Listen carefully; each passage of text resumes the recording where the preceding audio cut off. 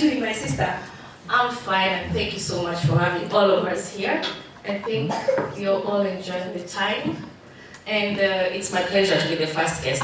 I think it's also my pleasure to have you. And like I said to all our viewers here, that you're one of those ladies that I think sharing your story will help a lot of people, because the field that you've entered, the field that you've ventured in, it's not a field that many people can think that one can venture. But before we go there, maybe tell us a little bit about yourself. Who is Jane Mwangi? Where was she born? You're Kenyan. Where do you come from? You look like maybe I may be confusing you with somebody else.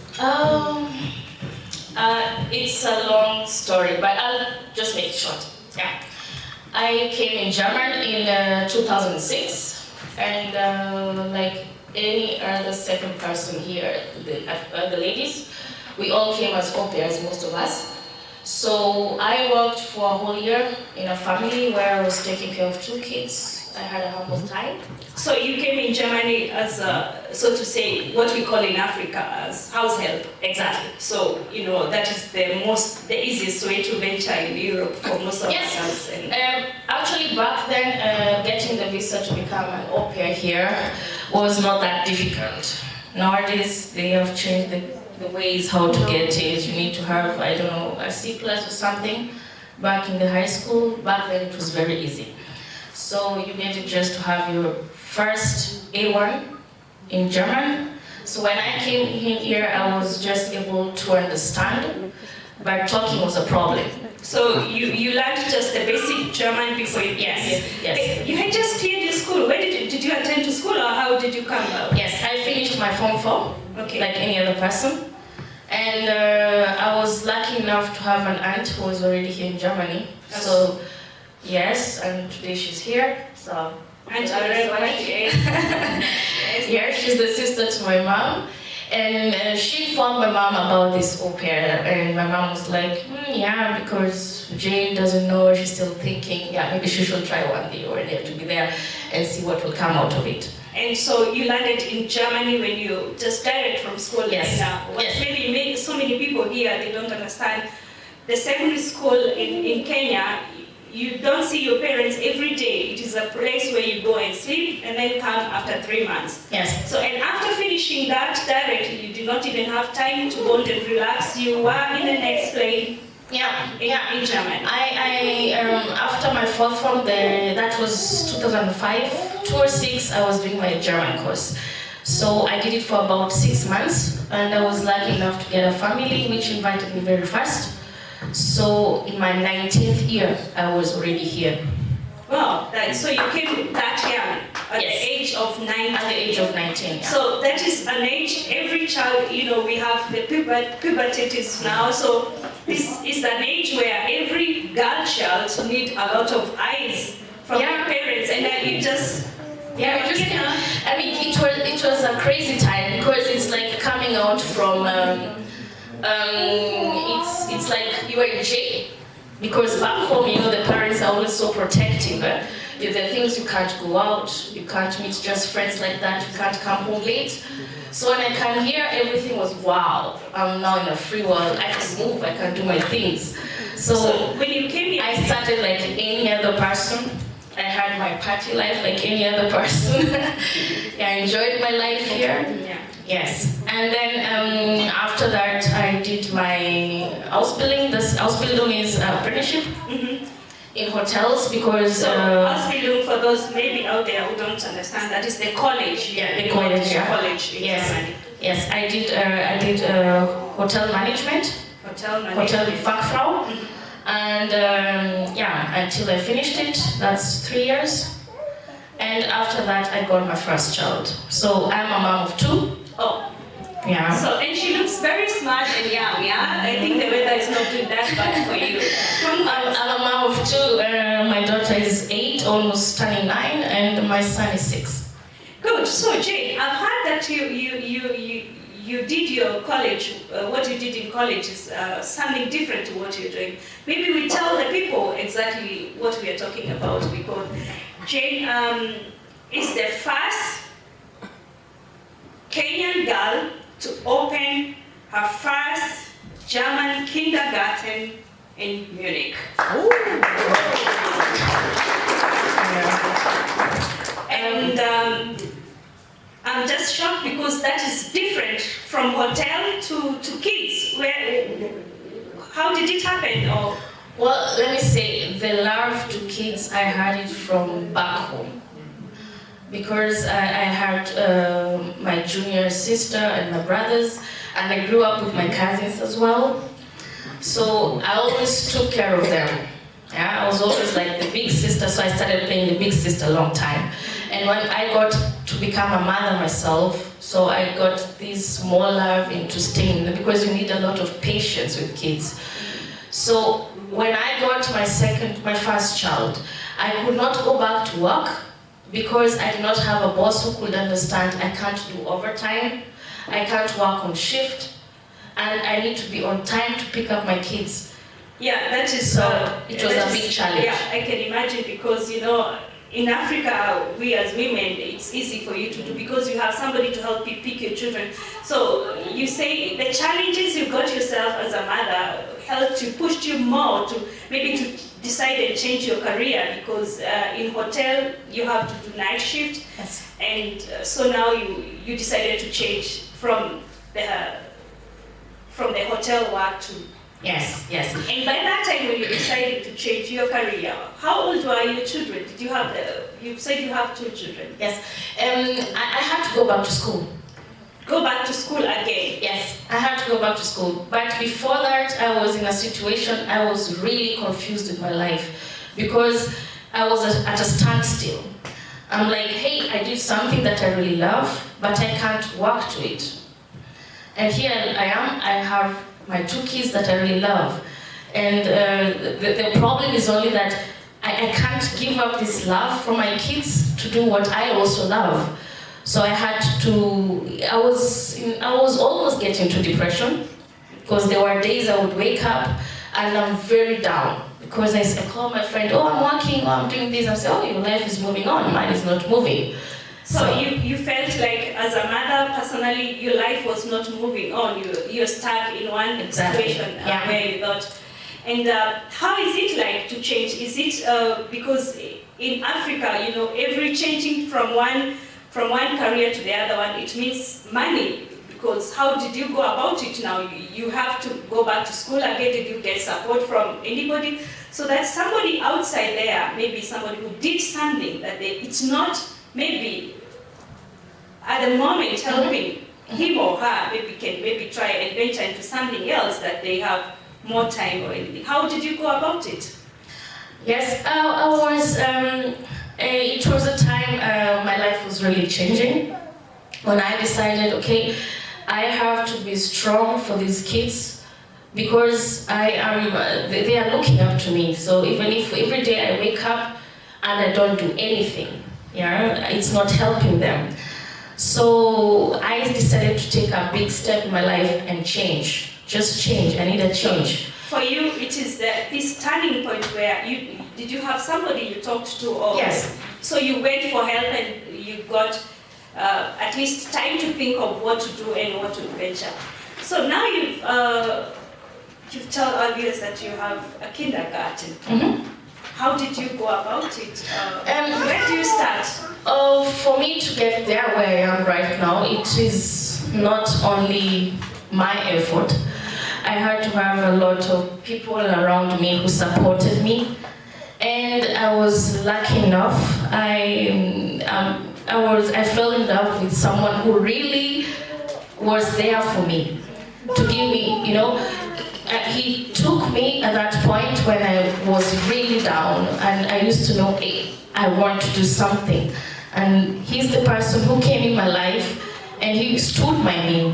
So you want to tell me, maybe, people, you decided to get help, and this help, it not only come from that other side because it came from a partner as well. So yeah. You have a partner who really supported you and who showed you the way because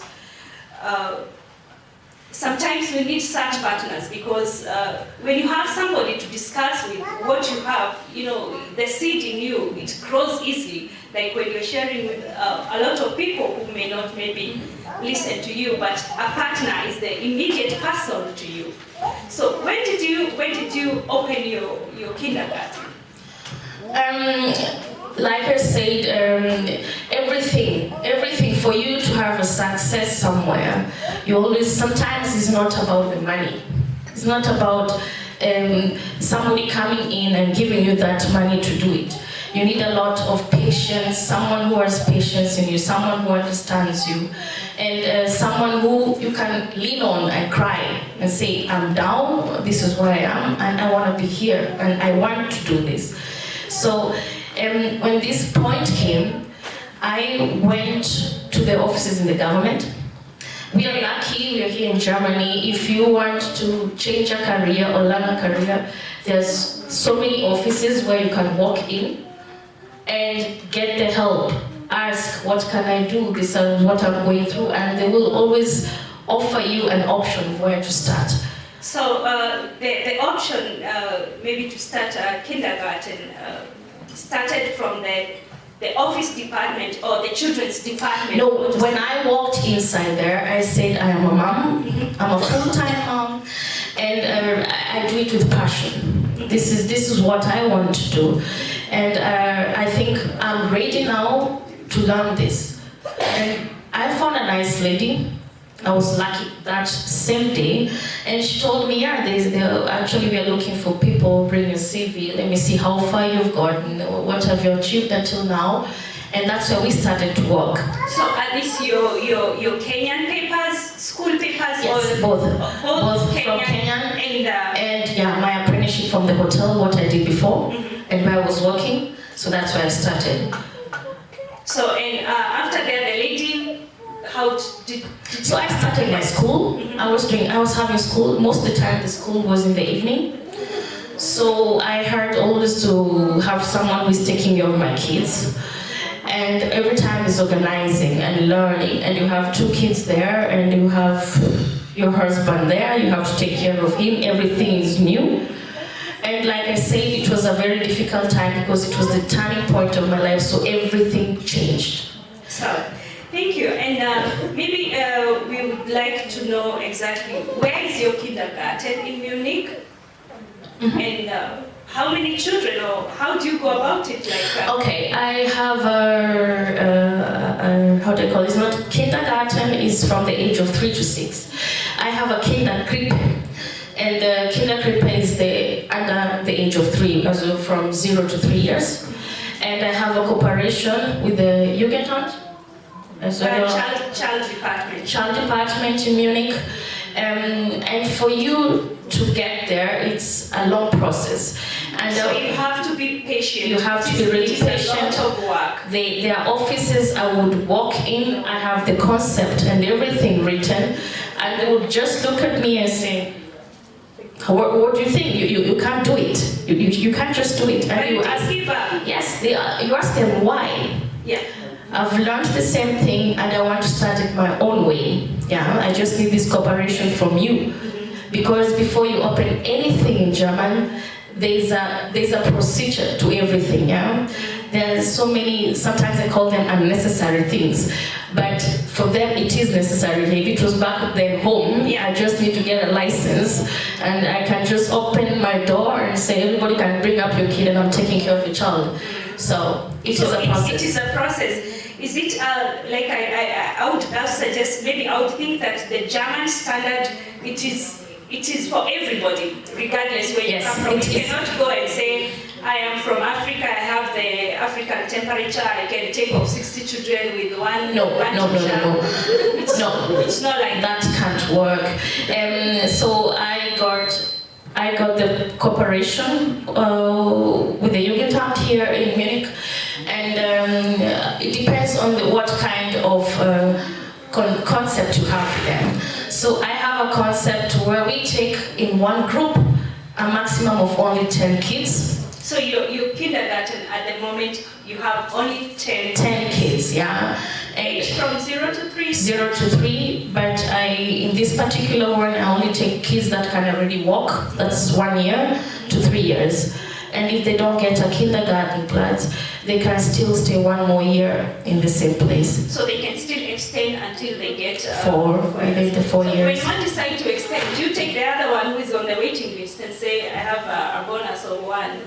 No. It has to remain this standard. I have a standard of 10. And it remains. And it remains to 10. So, I did it like this specifically because I had to make a concept. It has to be a concept different, a little bit different from the government ones. The government ones, they can take a maximum of 12, and it's 2 teachers for 12 kids, and that's a lot.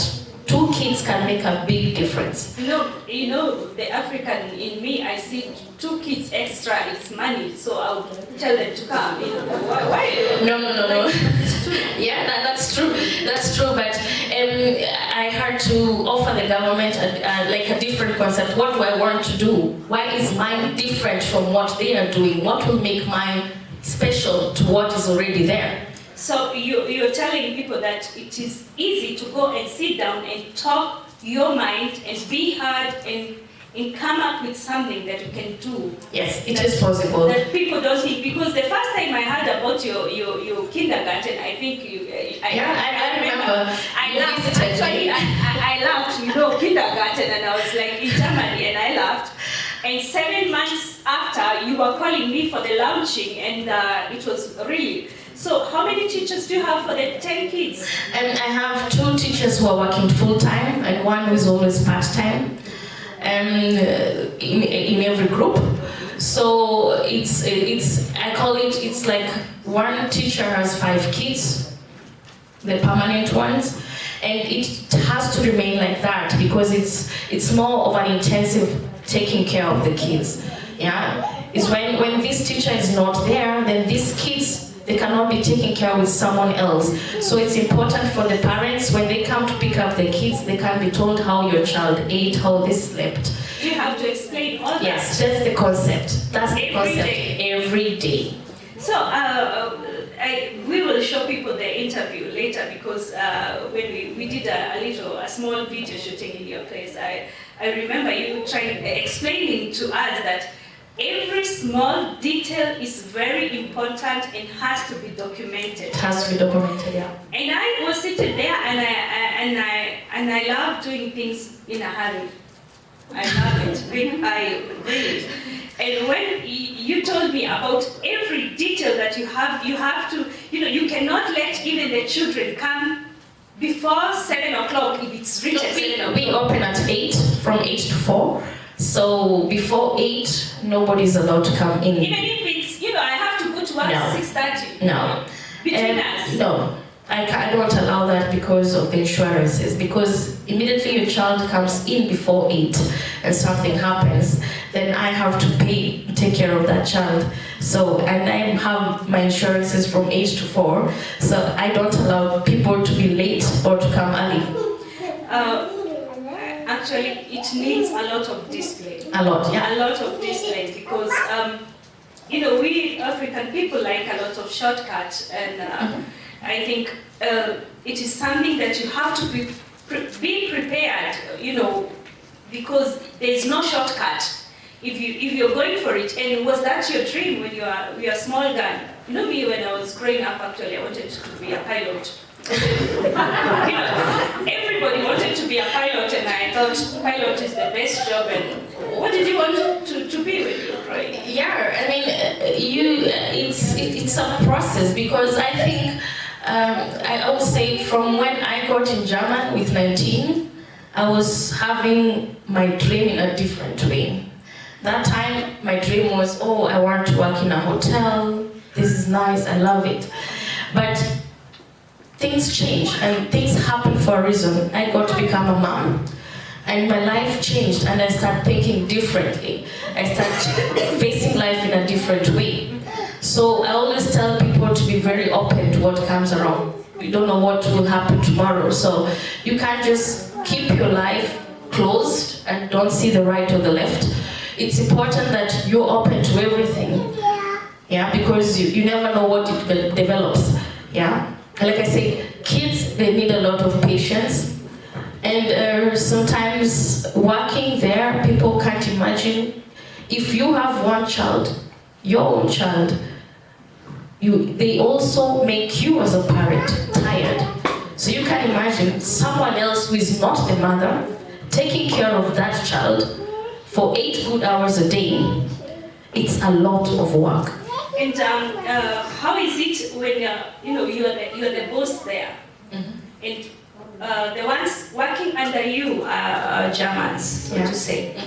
How is it when the parents, they come looking for space or for their school, and they come and find the boss seated there as this black beautiful woman? It's a different reaction. I would say that. Yeah, it's a different reaction. I've heard nice reactions, very positive. They were like, "Wow, this is beautiful. How did you get this far?" And they're there. The parents I have right now, they're very supportive. So they don't come and decide, that is a school where an African... No, because I have my policies, and I keep to my policies. If I say it's a no, it's a no. Yeah. But there are also times where there's a parent coming. The first time I was looking, they were doing the interviews to come and to get a space. I had several situations which were very funny. Yeah. Because I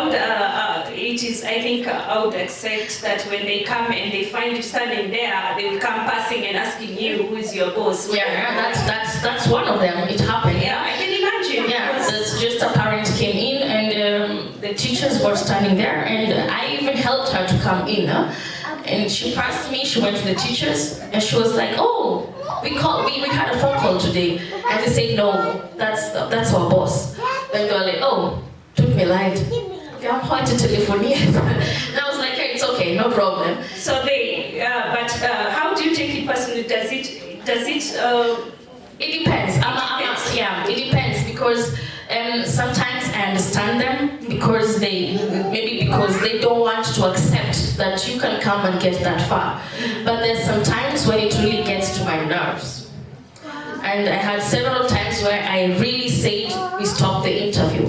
It's no longer anymore, because it got so personal. It got so personal that I said, no, I can't do it anymore. Okay. Yeah. Yeah, I can imagine, because everybody here, every coin has two sides, and we still. So, Jane, what is the future holding for us now? What is that? Before we watch the small video of the school, we are Africans, we believing in seeing, so I decided we are going to have a small video. Maybe we are not going to see the whole of it, but just maybe the part of the beginning. What is the future holding for us? Right now, I'm working on, actually, it's a bit late because we had a lot of renovations and it's a bit late. I was to open one next month, but I think it's a new one. Yes. A new one. Oh, clap for her! And the next one is coming. That's nice. Wow! Congratulations. The renovation has taken a bit long right now, so I think it's going to be in June, the opening for the second one, and and I'm looking forward to open more. So my goal is every year I open one. Every year I open one, because it is a lot of work, especially having workers who they can just wake up and tell you, I'm sick. Yeah. They have a sick off. And then you have to check, like, the kids, who is going to take care of them, because you can't tell the parents, don't bring up your kids, they have to go to work. So I put my goal like every year one. And maybe that is also a very big, a nice field maybe to encourage most of we have. I remember a situation where I met a graduate teacher in Kenya who came here to join the wife. He's a graduate, and he has the best papers ever, but he has not decided what he wants to do. He was a teacher in a high school in Kenya. And now he's working with Deutsche Post and everything. So, and I'm hoping that when they see such interviews, that people can do something, because that is a person with a lot of potential. Maybe they can come to you and get contact with you, and maybe you advise them how to go about it, because kindergarten is one of the headache things we have in Germany. Yes. Because you get pregnant in Germany, You're not allowed to work. You're not allowed to work. You get pregnant in Germany, the first thing people you think, where am I going to register for next kindergarten class when you're working? And I think it becomes a lot of headache to a lot of people because there's this long waiting list. Do you have one actually? I have one, especially when I was opening La La Land that last year, and I can only take 10. Then I called the government to ask for the list of people who are on their waiting list because I'm opening. And they sent me a list of the first 75. So I called back. Of 75 Yes. children. And you only need to give 10. And I called back the lady and said, I only have 10 spaces. How do I do an interview for 75 So people? is that a business that one can start? I think I can look for a room somewhere and I start one. It is, why not? It is. I mean, there's lack of kindergarten and kindergarten so much. I don't know how it is in Danish, but I can talk more about Munich. So in Munich, it's so far that when you're pregnant and you know you're pregnant, you start knocking on the doors. Looking for a kindergarten. So you have the next one coming in June. In June. So how is the list doing? It's already full. I'm done. It's already full. So even full. if you decide not to open it, no, the parents are waiting. I've already chosen the parents I'm going to take, the families. So they are waiting. You already know even who is going to come in. I have the contracts. Everything is ready. When you're still on renovation. Yes. Guys, that is a field. If somebody's out there and maybe you're a teacher somewhere and you'd like to venture in this field, I think there's still a lot to be done. And who knows? Maybe you awaken somebody's spirit somewhere and I'm